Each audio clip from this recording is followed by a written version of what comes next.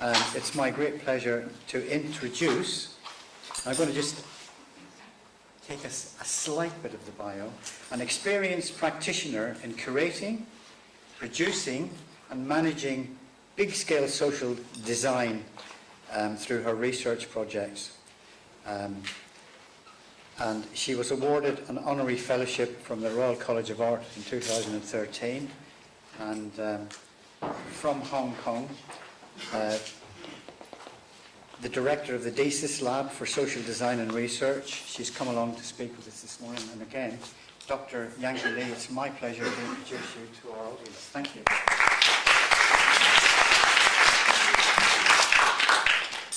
Oh, yes, I just arrived this morning at 5 a.m.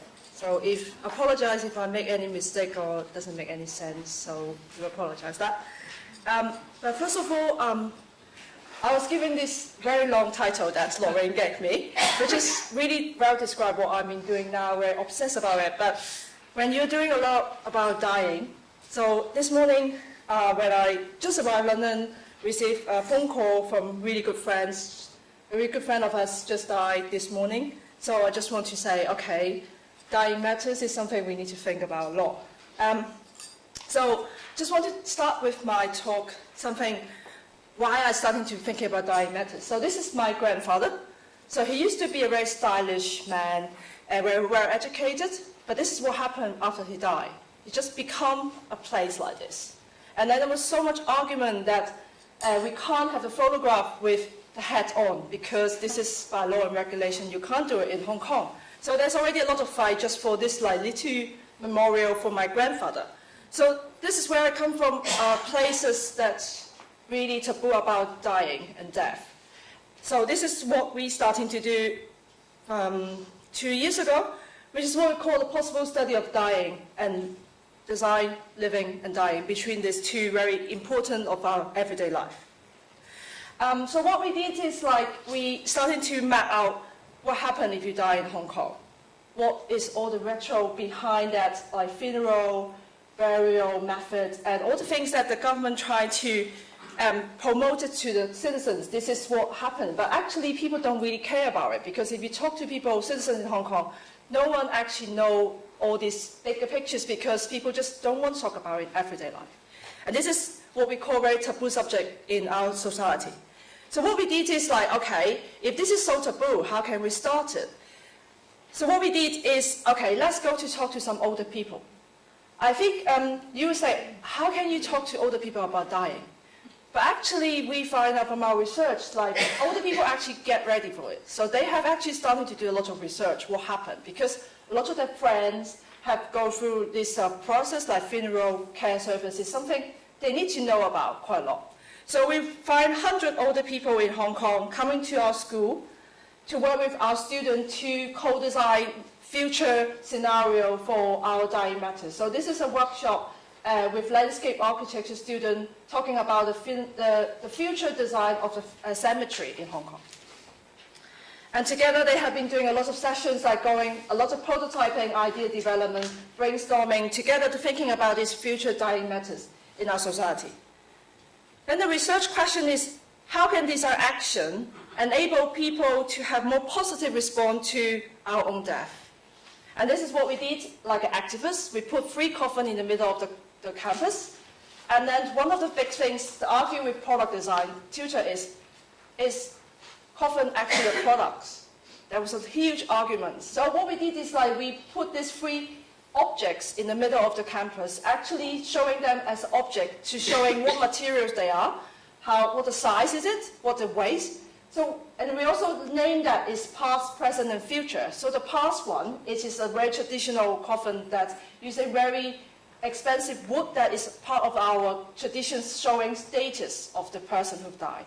But this is actually not going to happen in Hong Kong because 95% people are cremated. So no one actually allowed to use this coffin anymore. It's just for the ceremony. And then they will change it to the present one, which is a very cheap plywood coffin that actually can burn together with the body.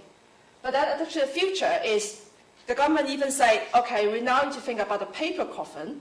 So actually people really against it because it's really against our culture. It's not it's not part of this stuff like very like showing your status as important person with the wood coffin.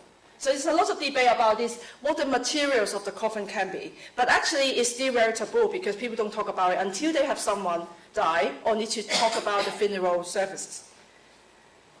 So what we did is like after 6 months study, we did an exhibition called Fine Dying in the middle of our campus and showing over 50 different ideas of what can be designed offering to this very taboo subject in Hong Kong.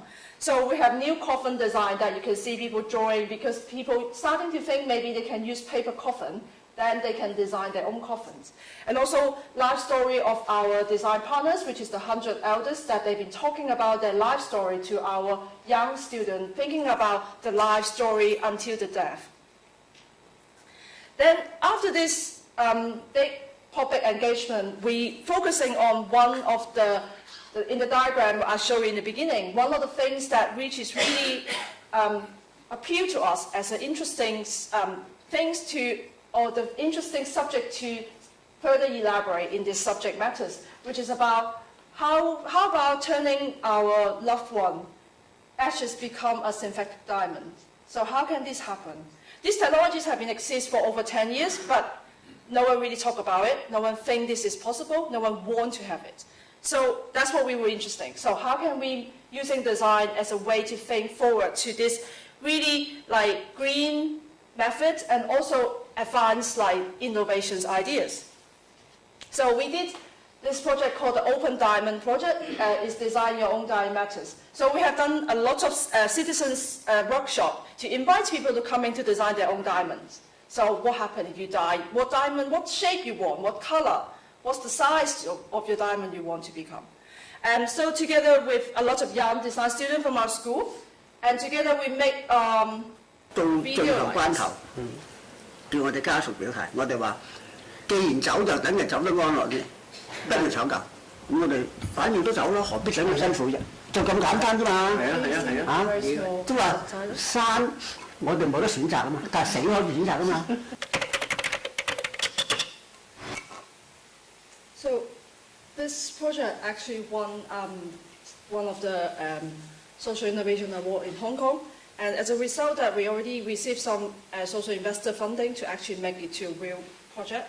So this is something I want to show you this how we were thinking about design can become part of this new ideas of everyday life, that how can we make change into the real world. But what happened is like when they were developing this as a services, we also continued the research of asking more questions of how this actually impacting our life. So what we did is like we have done another round of like public engagement to asking the living and dying between these two big realm of like social activities. So what we did is like we run a whole series of open design weekend, and this is what we call the diamond hole, which is I can explain a bit more.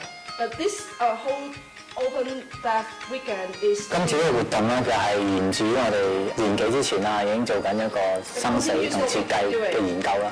咁我哋發覺咧，即係同一般人去講死咧好難，反而同老人家去講死好易，因為佢哋本身真係實際上嘅需要咧，佢哋已經諗緊有關死嘅問題，所以老人家俾到好多即係 inspiration 我哋咯。咁今次呢一個活動咧。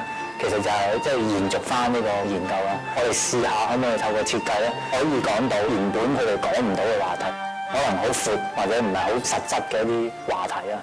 點樣可以透過一啲好實際嘅一件物件或者一啲設計去開始傾咧？其中一個就係生命磚嘅，即係用骨灰去做一啲寶石。我哋講死嘅都講生，所以成個 event 喺生死之間嘅貫穿啦。譬如我就 hearing testing， 我個老人家嘅聽力係點樣嘅咧？經過今次嘅活動咧，其實我哋想嚟參加嘅人，無論係老人家好啦，或者係即係佢屋企人都好啦，我哋想去得到個即係設計嘅經驗啦，即係我哋呢個工作室咧，我哋一直都強調一樣嘢，就係每個人都可以做設計嘅，你都可以用設計去嘗試去揾一個新嘅角度去理解嘅，呢個係我哋最想做嘅嘢。我發覺咧好多啲見到側邊朋友咧，有時同埋我朋友成日出嚟，原來佢哋好多人咧對個死亡呢樣咧都好豁達啊！其實好豁達嘅，唔係我哋中國人所謂嘅咁避忌咯嚇。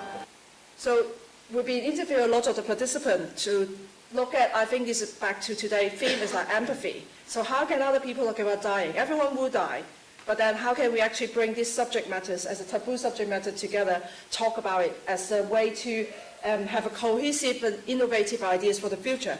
So this is what I'm just talking about. This is a prototype that we developed called the Diamond Pole, which is about how people can actually go inside to talk about this new retro of dying. And you can see that we've been talking about the last session about, oh, there's a spelling mistake. Last session about who are the users. So this is what we find out, this triangle relationship. So the jewelry designers is actually facing about two users, which is the people going to die, who are actually supplying their body to become the diamond, but then also people actually receiving the jewelry that is going to carry on this person with them in their everyday life. And this really important ideas of how this relationship can be emphasized and also being framed as a status, or rather than just talking over coffee time. It's really about this stuff like ideas of framing these innovative conversations.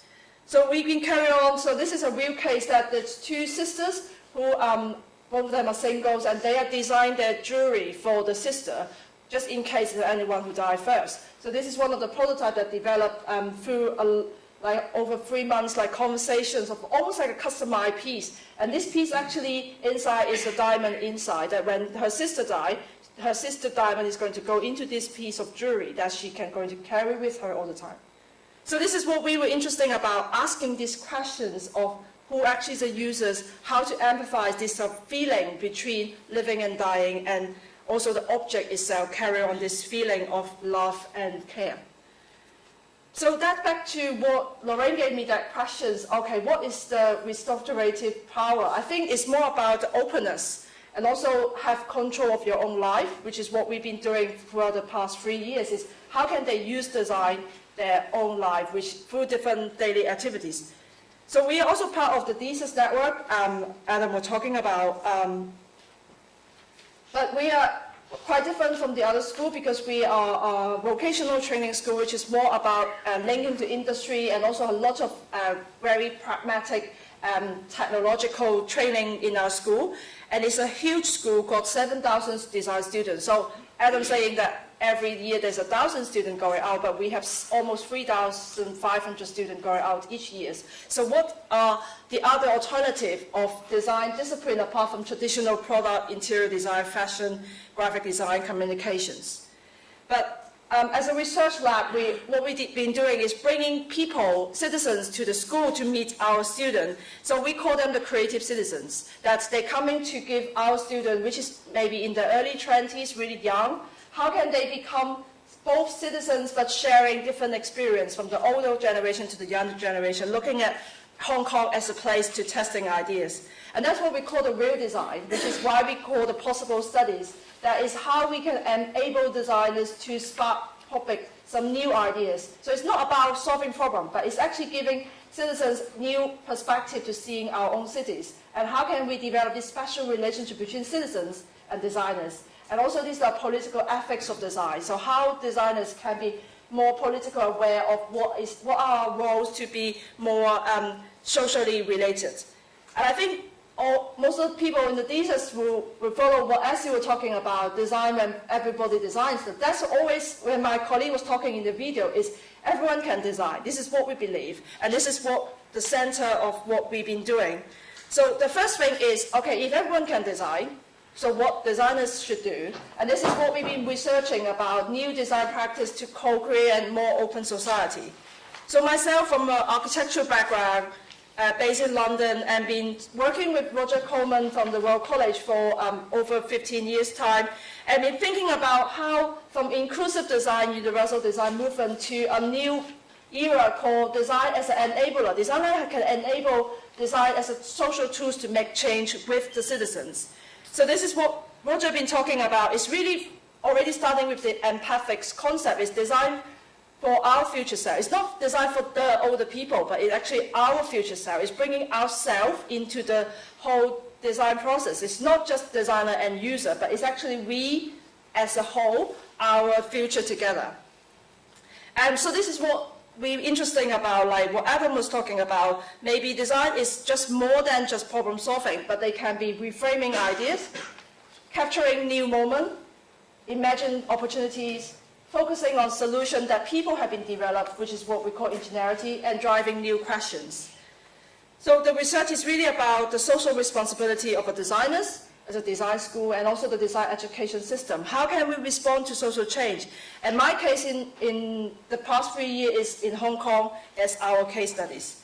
So we've been doing different possible studies apart from dying. We also talk about home, is how can design action enable people to create better home for themselves? So it's really about delivering new languages for people to talk to urban planner, architects, and we call this a pattern of living. Is how can we learn from people everyday life? How can they build their own home, which is in Hong Kong, very small, very high dense urban living?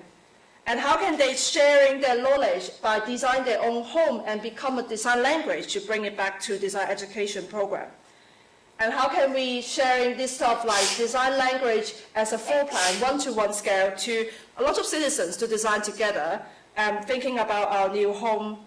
So we call this Draw Your Home program that we've been going on for 2 years now, and we're bringing to secondary school, to different like social organizations, working with teachers and all the stakeholders, working together to bring these tools as a way of thinking of these co-creations for the future together.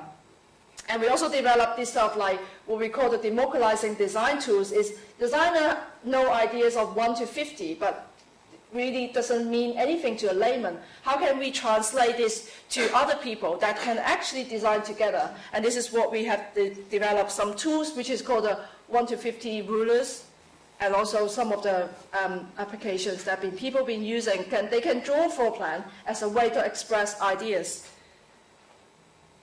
Yeah, so this is how people are using our tools. And that brought to a lot of our smaller studies, which is more what we call open everything, which is how can we use design to make society more open. So how can design action open new platform for people to co-create customized local solution for more sustainable development? And so we've been looking at open architecture, open health, which is what we call the What the Health workshop. We've been looking at how citizens can come to thinking about what the health that the government doing to our own health system. So this one.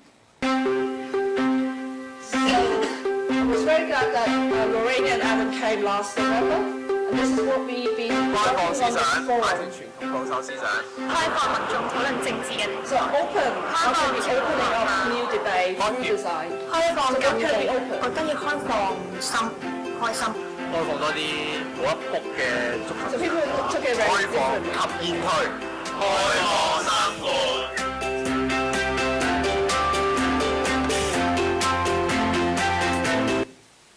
So based on that, our experience in research, we also developed a lot of working with different schools in different parts of the world.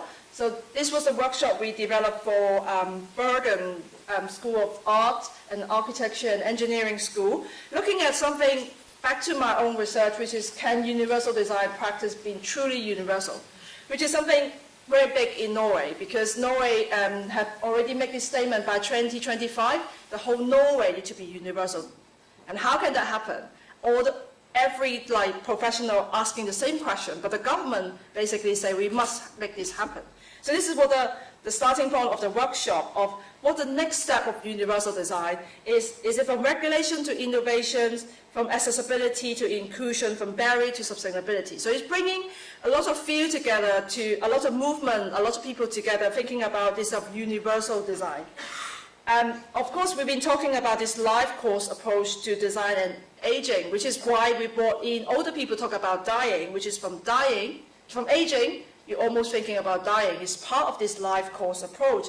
And how can we think about citizens rather than consumers?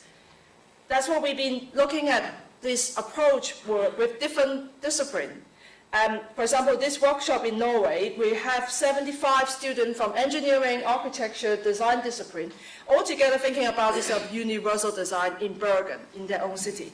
So instead of thinking about your engineer, your architects, your designer, they're all citizens of Bergen, and together they look at this new train line that just been built 2 years ago, and how can we engage local citizens, apart from themselves, to look at this new infrastructure in their own city? And how can we bring in interdisciplinary collaboration together? How can we co-design with citizens? And how can we make actually a social events to celebrate this city? So together they have made a very dark tunnel become a party place. And they have prototyped a new jogging and walking path for the young and the old to walk together. And they also developed a series of bird box DIY workshop next to the pond that people can actually enjoy watching the bird and actually engaging the animals together. How can they together with the citizens to develop a new navigating system to actually make sure no one get lost in the city? And also anything that can give people more room for commenting in their own city, can there be something like this? And also, while waiting for the tram, can it be a better place for playing and communication and celebrating happiness together in the middle of the city? So together, we're thinking about design for all to actually become design with all. Is how can this role changing from citizens, from designers as an expert to actually become a citizens together? This is empathy. That's what we're trying to say. This is like, I think what Lorraine was talking about empathy, but I think there's a question of who you empathy with. So who are you, who are the others, and how you have this common ground. So we try to use this citizens concept to bringing everyone together, that you are studying design, but doesn't mean that you're not a citizens. So how can we actually work with community in this way? So this is bringing us to the second part of the work, which is what we call democratic innovations, is how we can nurture citizens' ingenuity. So a lot of citizens will say, oh, design school, I don't know anything about, I can't design. But actually what we're thinking about ingenuity is something everyone is creative, everyone have this concept of everyday life. And that's what we've been talking at the Nestor Social Innovation Research Conference, that what we call design for the ingenuity of aging, is just how we actually have this new role as a designers to try to make this like democratized innovation happen. So, for example, we have all these stuff like innovations like product, service, market, but how about democratic innovations? And that's what this is really interesting. When all the government talking about social innovation, have they ever think about ingenuity? I think coming back to London it sounds very normal, but from where I came from this morning, all the government, all the Asian government talking about social innovation, but they doesn't really realize that actually need to have creative citizens in order to make this innovation happen, which is from there to innovation. So this is something very new from my context, that people doesn't realize that they can think about differently. So they don't really realize that everyone have resources. How do they combine resources in a surprising way? And how can we collectively using these resources to solve some practical problems? So it's not start from problem, it's start from resources, which is something I think here people talk about resourcefulness, ingenuity, but I even can't find a term in Chinese talk about ingenuity. So this is how different. We're very pragmatic. We look at problem and solve it. But this is something very different of how we work in the society. And this is what we've been focusing on, the social design and the democratic innovations. And also from my study, like Michael was saying, I'm a practitioner. I'm a very intensive researcher. So this is a project I did for a year in Beijing. I went to Beijing from London, where I used to work, and then went to China, which have 100 times more people. So the number doesn't mean anything, because only 17, but China only 12, but have more people. And because of the policy, like one-child policy and a lot of other policy, one baby born now has at least 6 adults to taking care of in China. So the problem of aging is just suddenly become massive. But then the interesting thing is, because of the history of China that's so rapidly developed, there's still a lot of ingenuity because of lack of resources. So you can see this older couple that they can use one bicycle to transport a big furniture. So there's a lot of really interesting thing happening in China, especially with the older people who used to grow up with no resources. And then I find a very interesting, what we call the NOT, which is naturally occur retired community, which is 6,000 retired professors living on campus. in Beijing, Tsinghua University. And they are all the very famous scientists and really important scholar in Chinese modern culture. And then they keep talking about contribution to nation and contribution to the labor and the citizens. And what they've been doing every day, apart from going around meeting their students, they are actively challenging what is old. So you can see that they've been doing so many exercises that training their own body every day on different scale, on different aspect of it. So what I call this is the ingenuity of aging, which is how can we mix personal experience and also the aging experience to personal expertise, and how can we design and mix it together, become some new solution for the future. So what I call this the scientist study in China. So I have 12 retired professors working with me for 1 year, and we're all going around the campus to find out what interesting happening on the campus. And we've been referencing the methodologies of the Nun study in the US, which is about how the sisters have been contributing to dementia study using their body, their experience, to thinking about the future of dementia experience.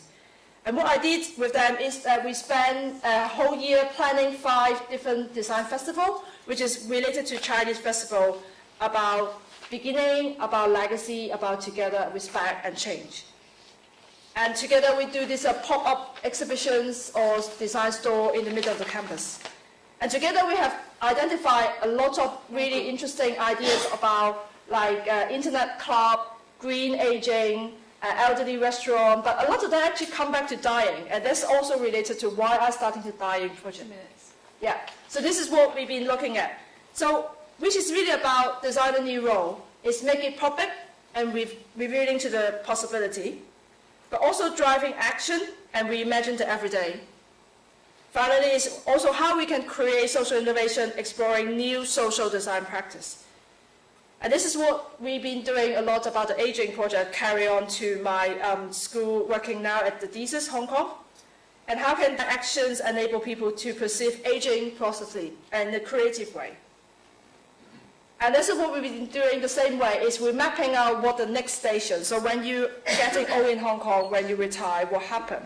But we did the same thing, but this time we make it even more bigger scale, is we actually launched something called Design Age Hong Kong Club, which is that we have recruited 200 members, become our members, to working with our students over 6 months' time, looking at how we can do things together, making a better society. Finally, I think this is back to Lorraine again, is okay, how can we building empathy as a creative citizens through design? I think this is what we're trying to bring our work to this debate.